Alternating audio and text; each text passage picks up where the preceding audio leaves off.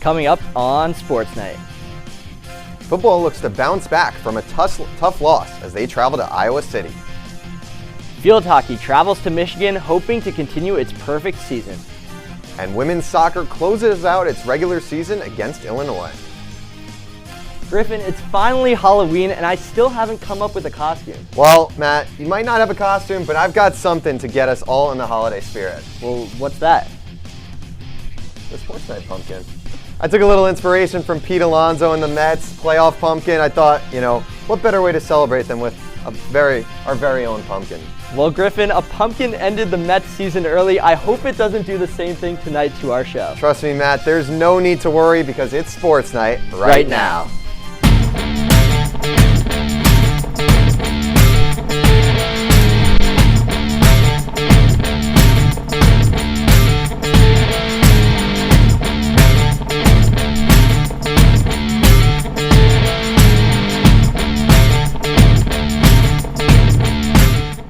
Welcome into Sports Night. I'm Griffin Senyek. Alongside me is Matt Saperstein. Matt, we were both in Iowa this weekend for the football game. How was your trip? Griffin, it was great. A lot of cornfields, a lot of factories, a lot of waves, but I'll let you talk about that later in the show. I'll stick to the football. Northwestern football has been struggling as of late. They've lost 3 of their last 4 games against Big Ten opponents, but unfortunately for the Cats, things do not get easier, as the team has one of the hardest Big Ten schedules down the stretch with matchups against number 4 Ohio State, number 24 Illinois, and Michigan. To begin the slate of tough opponents, the Cats traveled to Iowa City on Saturday to take on the hard-hitting Iowa Hawkeyes. After a tough loss to Wisconsin, the Cats went into Iowa looking to get their 4th win of the year with star Caitlin Clark in attendance for homecoming. Midway through the first quarter, Cade McNamara drops back, slings it, and delivers a dime to Iowa wide receiver Seth Anderson for a gain of 42 yards, getting them inside the red zone. That play set up an Iowa field goal to put the Hawkeyes up 3-0 at the end of the first quarter. Now in the second, McNamara drops back again, gets pressured, and is intercepted by Theron Johnson, who takes it 85 yards all the way to the end zone for the pick 6, putting the Cats up 7-3. What a play by Theron Johnson. Later in the quarter, Cats near their own end zone. Lausch drops back, waits, but is sacked by Max Llewellyn. Iowa inches closer. It's 7-5 Northwestern. But right at the end of the half, the former Wildcat Brendan Sullivan is put in the game and leads a drive capped off by Caleb Johnson, bruising down the field for a 28-yard touchdown run to put the Hawkeyes up 12-7 at the half. Now in the second half, Sullivan keeps it himself, heads to the corner, and scores against his former team, talking some smack while he's at it. But the Hawkeyes would run all over the Cats in the third quarter, Johnson showing why he's the leading rusher in the Big Ten, and Iowa scores 28 in the third to lead 40-7. Now in the fourth, Iowa drops back to punt it to Northwestern freshman Drew Wagner. He fields it at the 28-yard line, makes a few guys miss, and suddenly he's got a lot of open space. He makes one final cut, and no one is able to catch him as he takes the 72-yard run to the house. Unfortunately for the Cats, that would not be enough as they fall to Brendan Sullivan and Iowa 40-14. The Cats are now 3-5 on the season and will travel to West Lafayette this Saturday to face 1-6 Purdue. If David Braun's squad wants to stay competitive down the stretch, they'll have to turn things around this weekend. Being in the Big Ten, Northwestern gets the opportunity to play in some legendary stadiums. I was at Kinnick Stadium on Saturday with our Sports Night crew. Here's more on the home of the Hawkeyes. Northwestern football returned to Kinnick Stadium for the first time since 2022, falling to the Hawkeyes 40-14. Formerly known as Iowa Stadium, Kinnick Stadium has been the home of Iowa football since 1929 and has seen 34 games between Northwestern and Iowa. Iowa Stadium was renamed after Niall Kinnick in 1972. Kinnick, who passed away tragically in World War II, is the only Heisman winner in Iowa history and was honored with the new statue directly outside the stadium in 2006. There have been additional changes to the stadium in recent years, but none more important than the one overlooking the east stands. Right behind me is the UI Stead Families Children's Hospital, which opened in 2017, and with it came one of the best traditions in college football. Known as the Hawkeye Wave, At the end of the first quarter of every Iowa home football game, all the fans turn their attention to the hospital and wave up at all the pediatric patients and their families who are watching the game. It's a great sight and one that all college football fans can agree and come together during. I think it's the coolest tradition in college football. What it stands for, what it means, engaging with families and children that are going through unimaginable hardship. First-class move by Iowa football, and a tradition that's pretty special. I was glad that our team had an opportunity to participate in it. Outside of the wave, the biggest attraction on Saturday might not have even been the football game. The Big Ten champion Iowa women's basketball team was in the building for homecoming, with Caitlin Clark making her return to Iowa City. Clark and her teammates are no stranger to Kinnick Stadium, as they played an exhibition game against DePaul at Kinnick last year that set a single-game attendance record for women's basketball. The Cats are currently not scheduled to return to Kinnick Stadium until 2029 at the earliest, with only one home matchup with the Hawkeyes scheduled in the next 4 years. The Cats will have to wait to return to one of college football's best venues.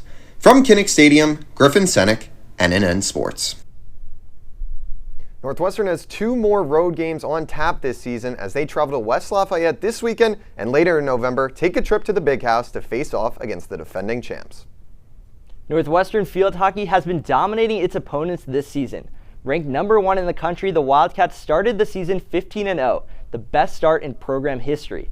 The team looked to clinch its second straight Big Ten regular season title last weekend in a trip to Michigan. Undefeated Northwestern takes on number 7 Michigan in a critical top 10 matchup. Michigan trying to get it going in the first quarter and make a statement early. Natalie Millman comes in with the reverse shot and she is just high. Early in the second quarter, Northwestern earns a corner. Ashley Sessa takes it. They set up Ilsa Trump. She shoots and is deflected. The score remains locked at 0. Northwestern trying to get on the board before halftime. Ilsa Trump lobs it downfield to Ashley Sessa. Sessa chasing. She has Olivia Bent-Cole ahead of her. Sessa makes the pass, and there's Bent-Cole off the rebound, but it is just wide. The teams go into halftime all tied up at 0.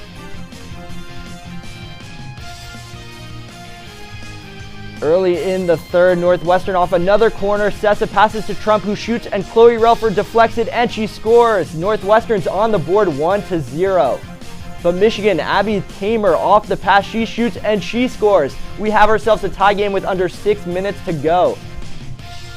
Northwestern trying to end it in regulation. Sessa taking it downfield herself. She shoots, and it is wide. The clock will hit 0, and we are headed to overtime in Ann Arbor.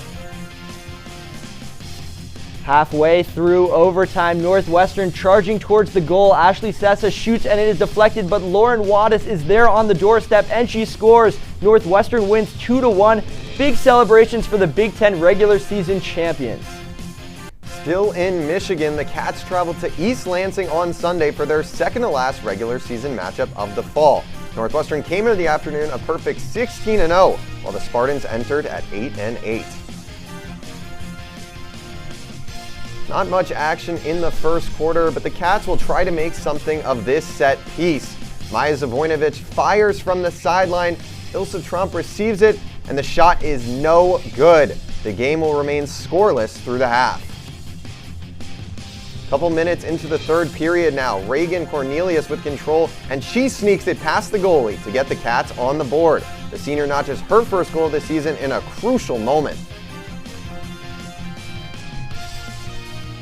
Northwestern refused to let things be. Time winding down in the third. The pass to Ashley Sessa. She turns, she jukes, and she slaps it in the goal with the backhand. Beautiful shot from Sessa to extend the lead to 3 with her 18th goal of the year.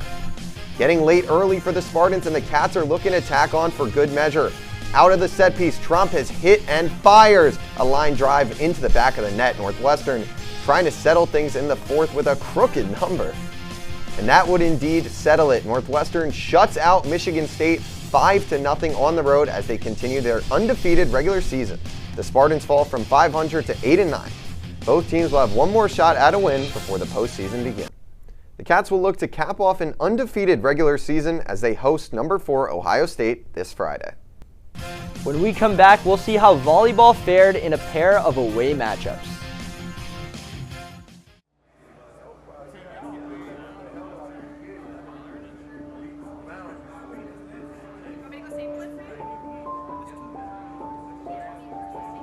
Trying to work my way out of the prison system was the most difficult challenge of my life. It only became tangible once I became a Northwestern student.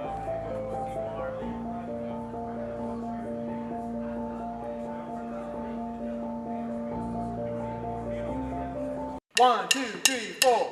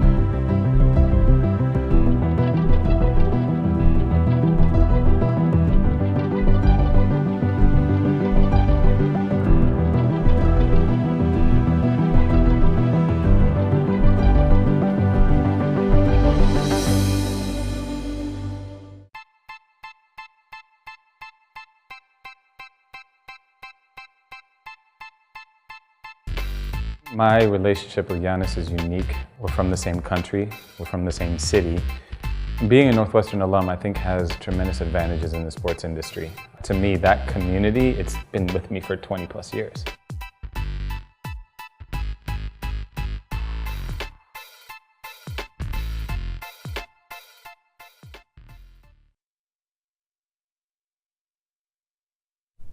Welcome back to Sports Night. Griffin, November starts tomorrow, and that means we've got some pretty big things coming up. Yeah, Election Day is coming up on Tuesday. Make sure to get out there and vote, everyone. But before that, it's finally the start of the season for Northwestern men's basketball.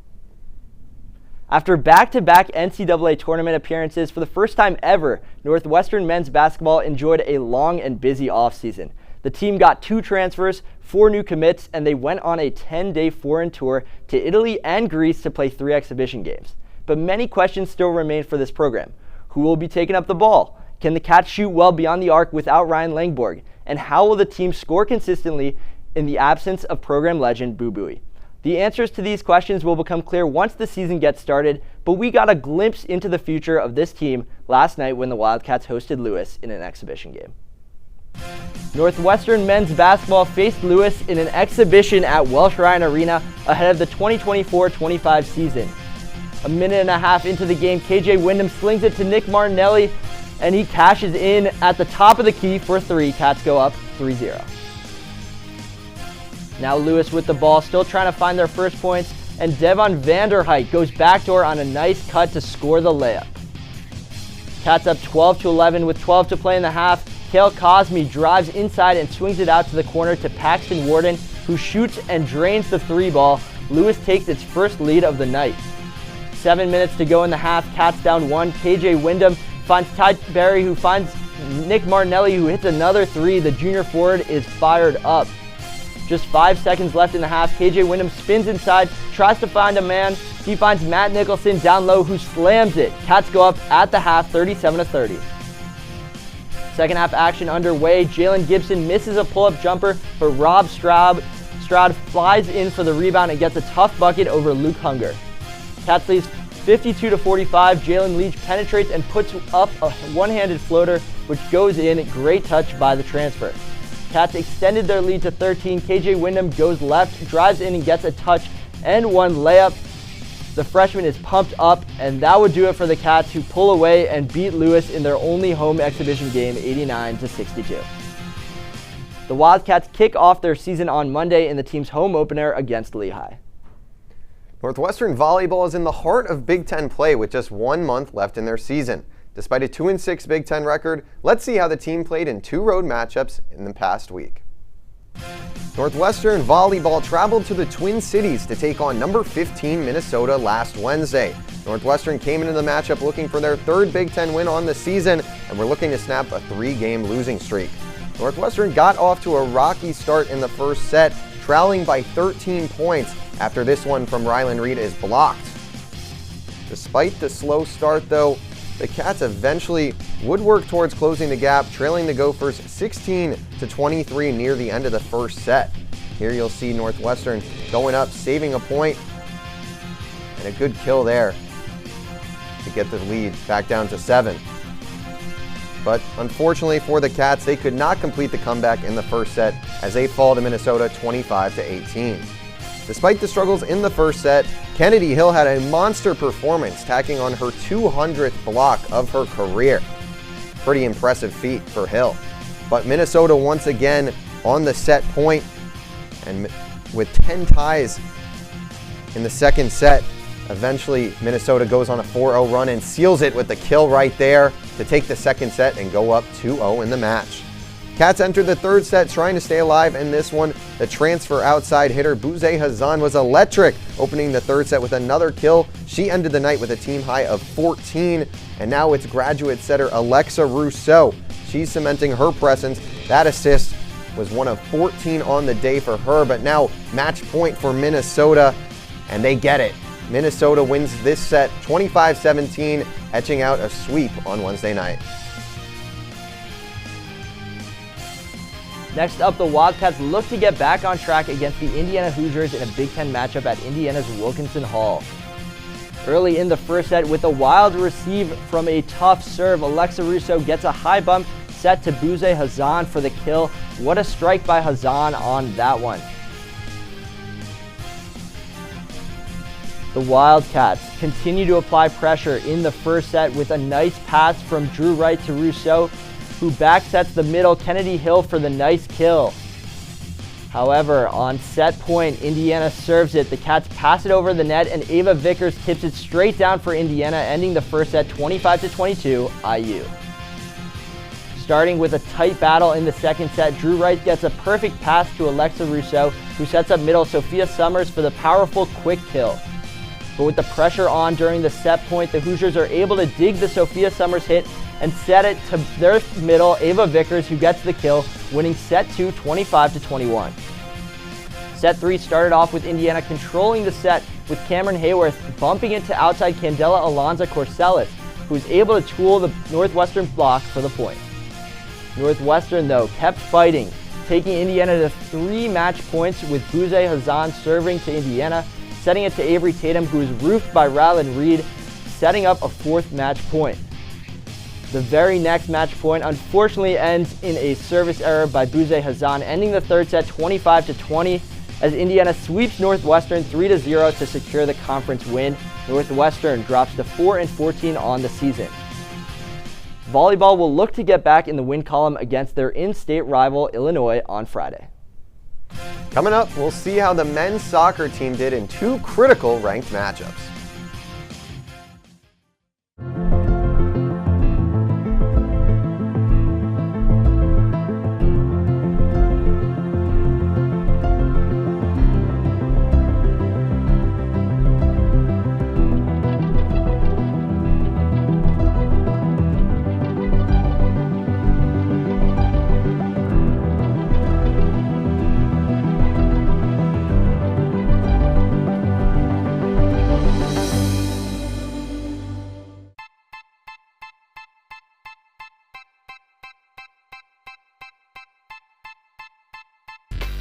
My relationship with Giannis is unique. We're from the same country, we're from the same city.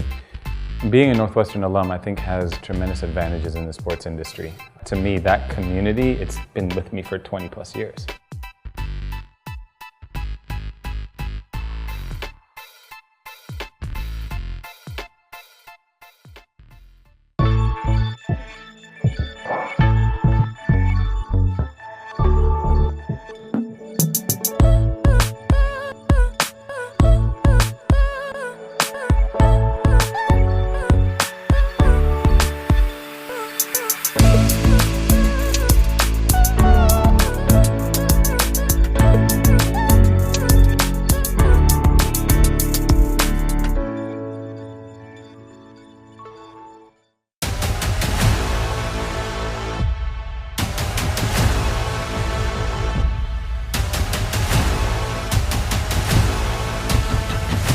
Ready, set, Yano!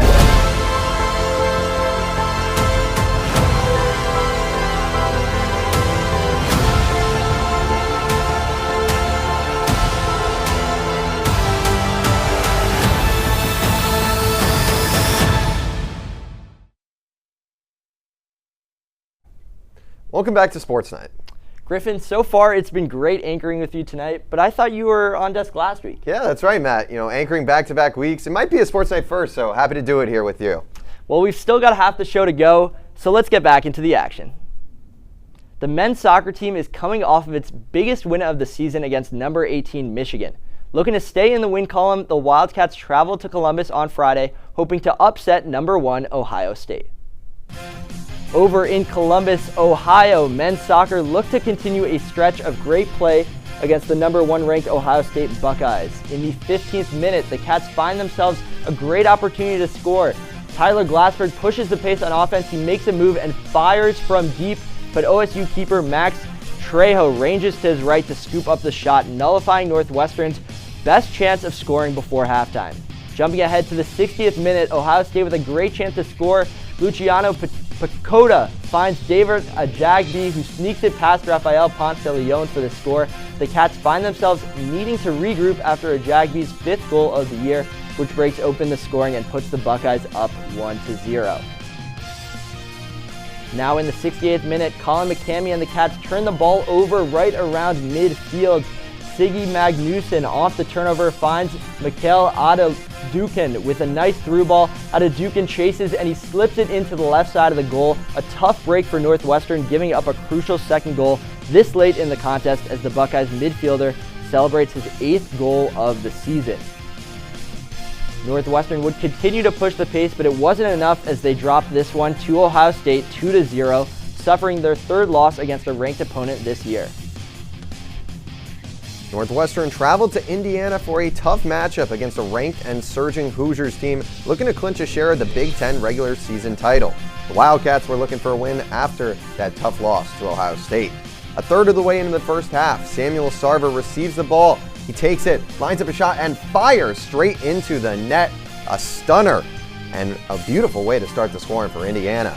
Just over 10 minutes left in the half. Beautiful interplay between the Hoosiers sets up Tommy Mihalik, who scores from outside the box. Wonderful strike from the senior to put Indiana up 2.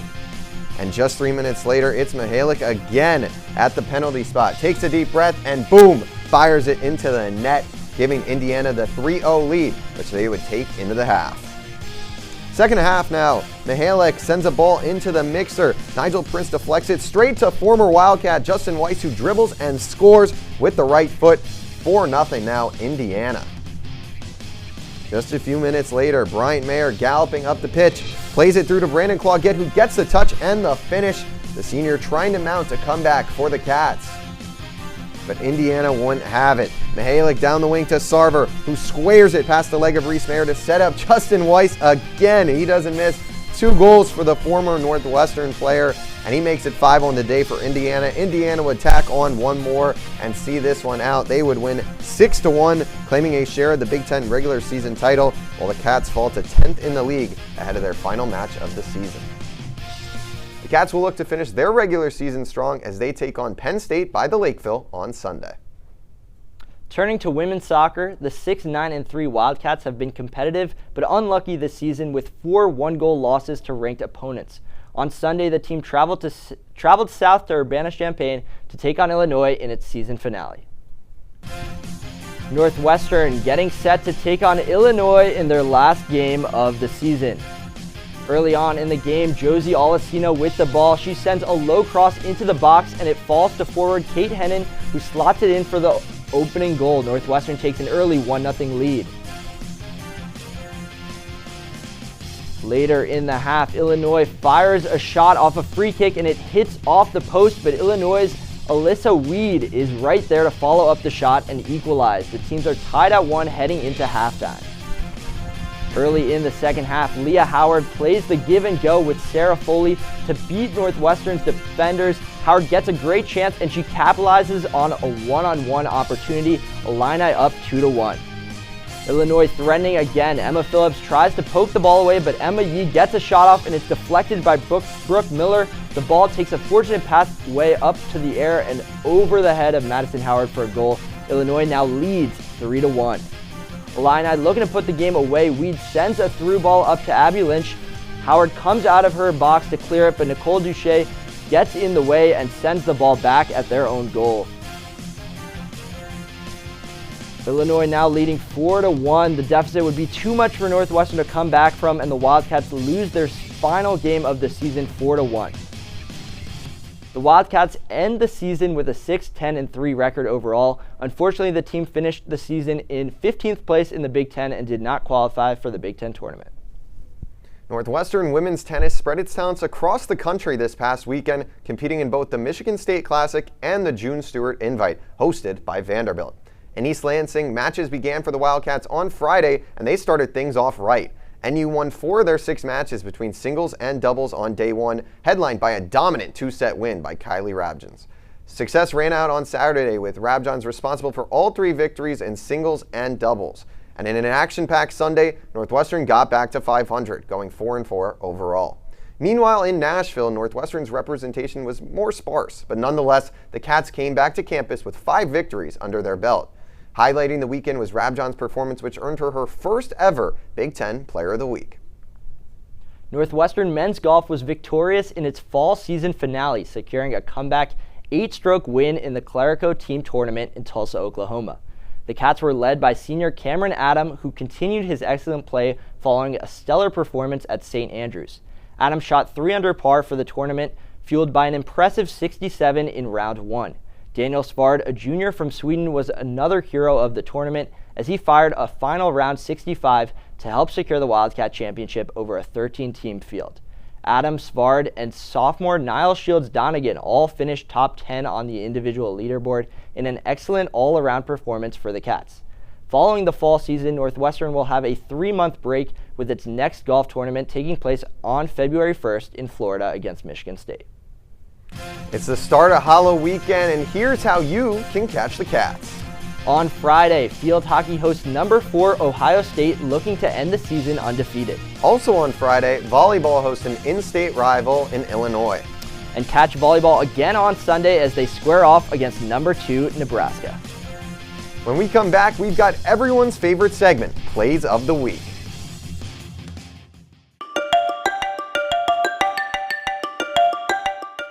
I'm Kelly McEvers, founding host of the NPR podcast Embedded. I'm James Edwards, host of the Unresolved podcast from Frontline. I'm Antonia Cereijido, former senior producer of Anything for Selena podcast and current executive producer at Elias Studios.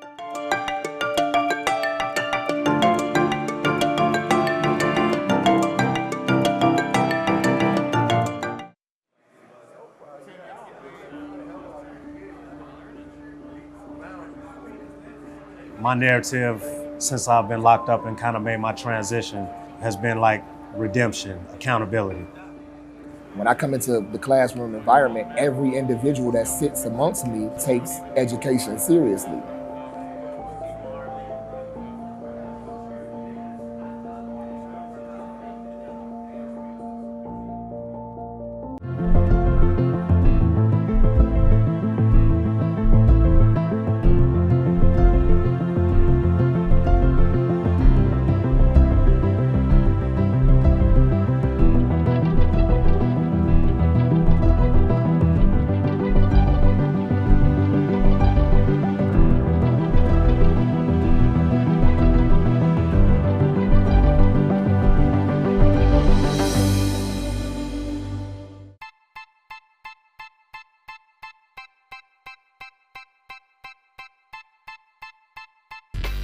My relationship with Giannis is unique. We're from the same country, we're from the same city. Being a Northwestern alum, I think, has tremendous advantages in the sports industry. To me, that community, it's been with me for 20 plus years.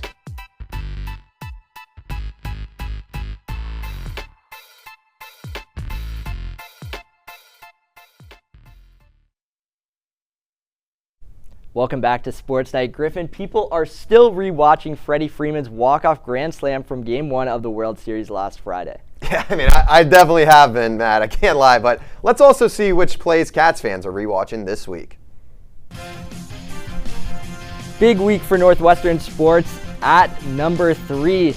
Penalty for the field hockey squad. Northwestern can't get the original shot to go, but they keep the pressure high, looking for an opportunity. They swing it to the other side, and it's Reagan Cornelius breaking the deadlock over Michigan State. At number 2, we're going right back to field hockey, this time against Michigan. Maddie Zimmer speeding down the sideline. We're tied at 1 all in overtime. Passes it to Ashley Sessa. Her shot deflected, but Lauren Wattis right there puts it in the back of the net to help the Cats clinch the Big Ten title. And at number 1, out on the gridiron versus the Hawkeyes, McNamara is picked off by Theron Johnson. He runs it back all the way for 85 yards all the way to the end zone. Northwestern is up 7-3 in the second quarter. What a pick and what a return. That will do it for this week's episode of Sports Night. Be sure to follow us on Instagram at @NNN_sports and on Twitter at @NNN Sports. For Griffin Senyek, I'm Matt Saperstein. Happy Halloween and have a great night.